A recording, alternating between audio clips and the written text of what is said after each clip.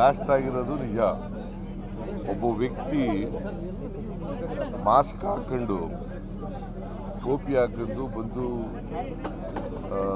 ಬಸ್ನಲ್ಲಿ ಬಂದಿದ್ದಾನೆ. ಬಸ್ನಲ್ಲಿ ಬಂದು ರವೆ ಇಡ್ಲಿ ತಗೊಂಡಿದ್ದಾನೆ ಒಂದು ಕೌಂಟರ್ನಲ್ಲಿ. ಅಲ್ಲಿಂದ ಹೋಗಿ ಕೂತ್ಕೊಂಡಿದ್ದಾನೆ ಒಂದು ಕಡೆ. ಕುಡಿದ್ಬಿಟ್ಟು ಅದನ್ನು ಟೈಮರ್ ಇಟ್ಟೆಲ್ಲ ಇದನ್ನೆಲ್ಲ ಮಾಡಿಬಿಟ್ಟು ಹೋಗಿದ್ದಾನೆ. ಸೊ ಬ್ಲಾಸ್ಟ್ ಆಗಿದೆ. ಸುಮಾರು 9 ಜನರಿಗೆ ಗಾಯ ಆಗಿದೆ. ಯಾರೆಲ್ಲ ಪ್ರಾಣಾಪಾಯದಿಂದ ಪಾರಾಗಿದ್ದಾರೆ. ಸೊ ನಾನು ನಮ್ಮ ಡೆಪ್ಟಿ ಚೀಫ್ ಮಿನಿಸ್ಟ್ರು ಮತ್ತು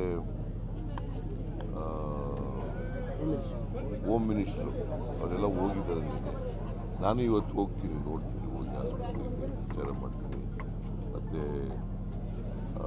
ಹೋಟೆಲ್ಲು ಕೆಫೆ ಅಲ್ಲೂ ಹೋಗಿ ನೋಡ್ತೀನಿ. ಗೊತ್ತಿಲ್ಲ, ಇನ್ನೂ ಗೊತ್ತಿಲ್ಲ. ಅವನ ವ್ಯಕ್ತಿ ಪತ್ತೆ ಹಚ್ಚೋಕ್ಕೆ ಸುಲಭ. ಯಾಕೆಂದರೆ ಫೋಟೋದಲ್ಲೆಲ್ಲ ಬಂದಿದೆ. ಅವನದು ಬಸ್ನಲ್ಲಿ ಇಳಿಯೋದು, ತಿಂಡಿ ತಗೊಳ್ಳೋದು, ಟೋಕನ್ ಕೊಟ್ಟು ಆಮೇಲೆ ಅಲ್ಲೂ ಕೂತ್ಕೊಳ್ಳೋದು, ಆಮೇಲೆ ಅಲ್ಲೊಂದು ಬ್ಯಾಗ್ ಇಡೋದು, ಇವೆಲ್ಲ ಬಂದಿದೆ. ಕೂಡಲೇ ಪತ್ತೆ ಹಚ್ತೀವಿ. ಕುಕ್ಕರ್ನಲ್ಲಿ ಮಾಡಿದ್ದದು, ಇದು ಬೇರೆ. ಬಟ್ ಇನ್ವೆಸ್ಟಿಗೇಷನ್ ನಡೀತಾ ಇದೆ ಸೀರಿಯಸ್ ಆಗಿ. ಕೀರ್ತಿ ಸಂಬಂಧ BJP ಅವರು ರಾಜಕೀಯವಾಗಿ ಹೇಳ್ತಾರೆ. ಅವ್ರ ಕಾಲದಲ್ಲಿ ಆಗಿತ್ತಲ್ಲ ಬಾಂಬ್ ಬ್ಲಾಸ್ಟ್ ಎಲ್ಲ ಏನಾಗಿತ್ತು, ಆಗೇನು ಮಾಡಿದ್ರು? ಆಗಲೂ ಮುಸಲ್ಮಾನರು ಚೀಕಟ ಮಾಡ್ತಿದ್ರ? ಹೇಳಪ್ಪ. ಈಗ ಮಂಗಳೂರು ಕುಕ್ಕರ್ ಬ್ಲಾಸ್ಟ್ ಆಯ್ತಲ್ಲ, ಆಗೇನು ಮಾಡಿದರು? ಹಾಗೂ ತುಚ್ಛೀಕರಣನ ಸುಮ್ಮನೆ ಏನೋ ಹೇಳಬೇಕು.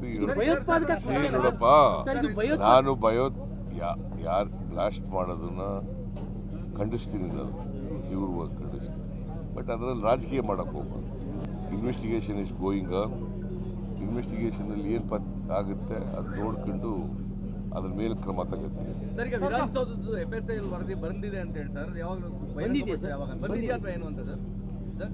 ಬಂದರೆ ಅದ್ರ ಪ್ರಕಾರ ಕ್ರಮ ತಗೋತೀವಿ. ಬಂದಿಲ್ಲ ಸರ್. ಅಲ್ಲ, ಈಗಾಗಲೇ ಟ್ವೀಟ್ ಮಾಡಕ್ಕೆ ಶುರು ಮಾಡಿದ್ದಾರೆ ಸರ್. ಅದನ್ನ ಯಾಕೋ ಬಹಿರಂಗ ಪಡಿಸ್ತಾ ಇಲ್ಲ ಬೇಕು ಅಂತೇಳಿ ಆಲ್ರೆಡಿ ಟ್ವೀಟ್ ಮಾಡಿದ್ದಾರೆ.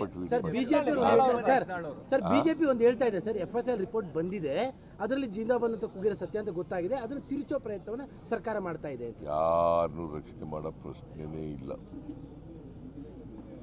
ತಪ್ಪಿತಸ್ಥರಿಗೆ ಶಿಕ್ಷೆ ಮಾಡ್ತಕ್ಕಂಥದ್ದನ್ನು ನಮ್ಮ ಸರ್ಕಾರ ಮಾಡೇ ಮಾಡ್ತಾರೆ. ಬ್ಲಾಸ್ಟ್ ಆಗಿರೋದು ನಿಜ. ಒಬ್ಬ ವ್ಯಕ್ತಿ ಮಾಸ್ಕ್ ಹಾಕೊಂಡು ಟೋಪಿ ಹಾಕೊಂಡು ಬಂದು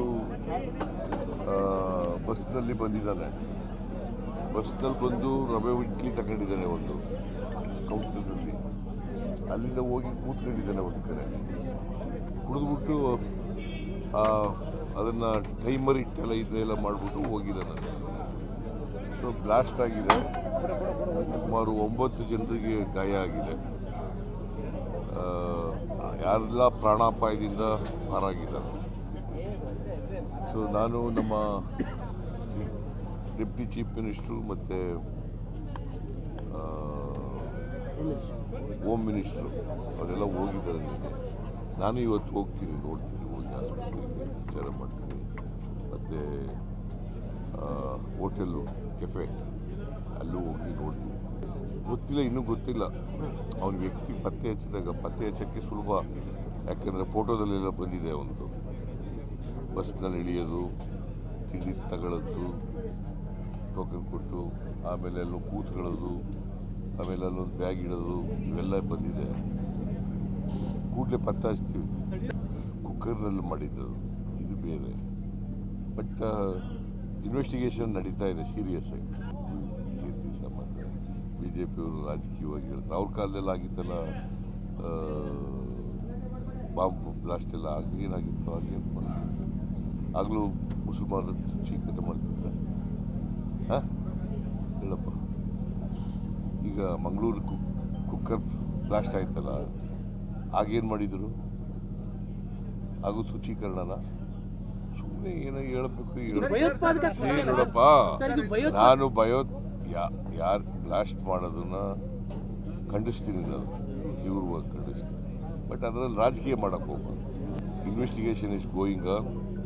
ಇನ್ವೆಸ್ಟಿಗೇಷನಲ್ಲಿ ಏನು ಆಗುತ್ತೆ ಅದು ನೋಡ್ಕೊಂಡು ಅದ್ರ ಮೇಲೆ ಕ್ರಮ ತಗೋತೀವಿ. ಸರ್, ಈಗ ವಿಧಾನಸೌಧದ್ದು FSIL ವರದಿ ಬಂದಿದೆ ಅಂತ ಹೇಳ್ತಾರೆ, ಯಾವಾಗ ಬಂದಿದೆಯಾ ಸರ್? ಯಾವಾಗ ಬಂದಿದೆಯಾ ಅಥವಾ ಏನು ಅಂತ ಸರ್? ಬಂದರೆ ಅದ್ರ ಪ್ರಕಾರ ಕ್ರಮ ತಗೋತೀವಿ. ಬಂದೇ ಇಲ್ಲ ಸರ್. ಅಲ್ಲ, ಈಗಾಗಲೇ ಟ್ವೀಟ್ ಮಾಡಕ್ಕೆ ಶುರು ಮಾಡಿದ್ದಾರೆ ಸರ್, ಅದನ್ನ ಯಾಕೋ ಬಹಿರಂಗ ಪಡಿಸ್ತಾ ಇಲ್ಲ ಬೇಕು ಅಂತೇಳಿ ಆಲ್ರೆಡಿ ಯಾರು ಟ್ವೀಟ್ ಸರ್ ಮಾಡಿದ್ದಾರೆ. ಯಾರ ಬಿಜೆಪಿ ಒಂದು ಹೇಳ್ತಾ ಇದೆ ಸರ್, FSIL ರಿಪೋರ್ಟ್ ಬಂದಿದೆ, ಅದರಲ್ಲಿ ಜಿಂದಾಬಾದ್ ಅಂತ ಕೂಗಿರೋ ಸತ್ಯ ಅಂತ ಗೊತ್ತಾಗಿದೆ, ಅದನ್ನು ತಿರುಚೋ ಪ್ರಯತ್ನವನ್ನು ಸರ್ಕಾರ ಮಾಡ್ತಾ ಇದೆ. ಯಾರನ್ನೂ ರಕ್ಷಣೆ ಮಾಡೋ ಪ್ರಶ್ನೆನೇ ಇಲ್ಲ. ತಪ್ಪಿತಸ್ಥರಿಗೆ ಶಿಕ್ಷೆ ಮಾಡ್ತಕ್ಕಂಥದ್ದನ್ನು ನಮ್ಮ ಸರ್ಕಾರ ಮಾಡೇ ಮಾಡ್ತದೆ.